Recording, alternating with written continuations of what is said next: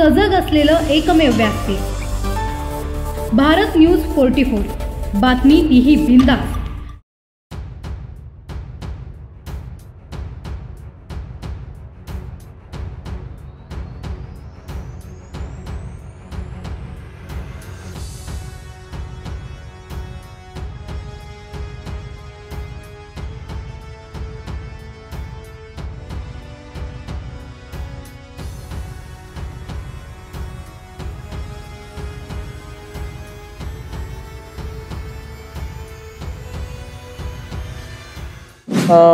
मिठेघर गावामध्ये नेमकी काय प्रतिक्रिया आपल्या?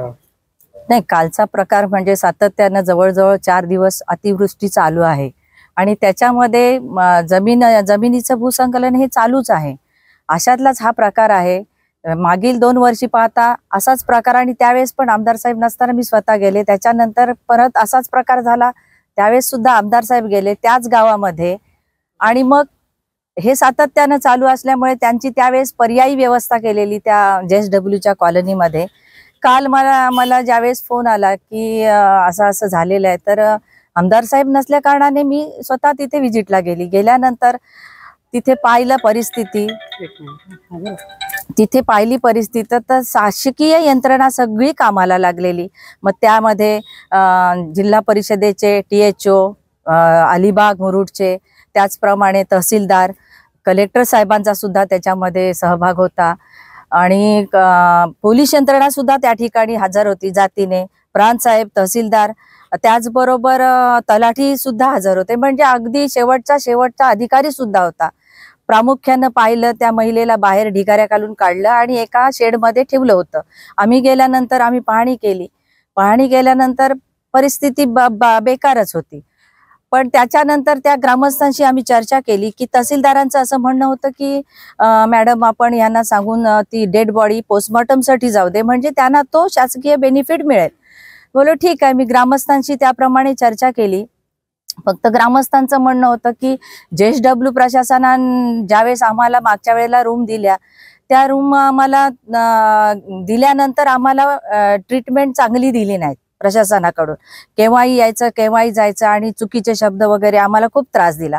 बोल ठीक आहे, आपण त्या पद्धतीने बोलू, प्रशासनाशी चर्चा करू। दुसरी गोष्ट म्हणजे मी तिथे आमदार साहेबांच्या वतीने हे आश्वासन दिलं की असं तात्पुरतं पुनर्वसन होण्यापेक्षा आपण कायमस्वरूपी जागा तुम्ही उपलब्ध करू, हे सांगा कुठे असेल तर। कलेक्टर साहेबांशी मी बोला, आमदार साहेबांना बोलायला सांगून आपण तेही कायमस्वरूपी पुनर्वसन करू। इथपर्यंत सगळ्या गोष्टी झाल्या, ते तयार सुद्धा झाले।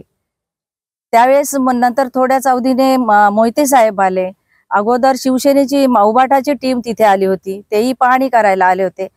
अगदी व्यवस्थित जवळजवळ 1.5 तास आम्ही त्या लोकांना समजून सगळं व्यवस्थित पार पाडलं आणि मग अचानक चित्रलेखा पाटील तिथे आल्यानंतर त्या ज्या पद्धतीने आल्या, म्हणजे कसं असतं, आज त्या गावावर ही शोककळा पसरलेली। त्यांच्या गावातील एक वृद्ध महिला गेलेली, तिला बघायला सुद्धा जाण्याचं किंवा तिचं अंतिम दर्शन घेण्याचं सुद्धा त्यांनी मनोधैर्य दाखवलं नाही।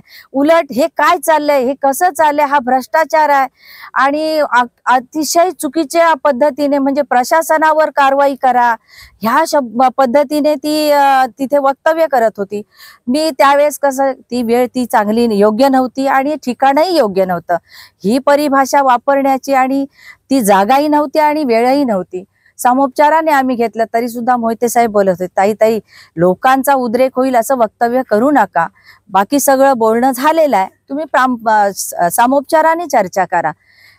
पण चर्चा करायचा तिचा उद्दिष्टच नव्हता, कारण तुम्ही आतापर्यंत जर पाहिलं प्रत्येक ठिकाणी म्हणजे प्रेताला गेली तरी 50 खोके आणि कोणत्या मंदिराच्या कार्यक्रमाला गेली तरी 50 खोके। आता 50 खोक्यांचा विषय हा मागच्या बॉडीत होता, 50 खोके घेऊन आमचे आमदार गेले असा त्यांचा आक्षेप होता। पण त्याच्यानंतर सुद्धा त्या स्वतः उमेदवार असताना जनतेने निवड योग्य उमेदवाराची केली आणि दुसऱ्यांदा आमदार साहेबांना हे काम करण्याची, ह्या मतदारसंघाचं नेतृत्व करण्याची संधी दिली, तरी सुद्धा तिच्या मनातून ते खोके काही जात नाही। शेवटी कुठेतरी आम्हाला सुद्धा मन आहे, भावना आहेत, आत्मसन्मान आहे। मग मी माझ्या परिभाषेमध्ये त्याचं उत्तर दिलं, ते तुम्ही अवघ्या जनतेने बघितले। अशाच नवनवीन अपडेटसाठी बघत रहा भारत न्यूज 44। सत्याचा प्रकाश, बातम्यांचा विश्वास।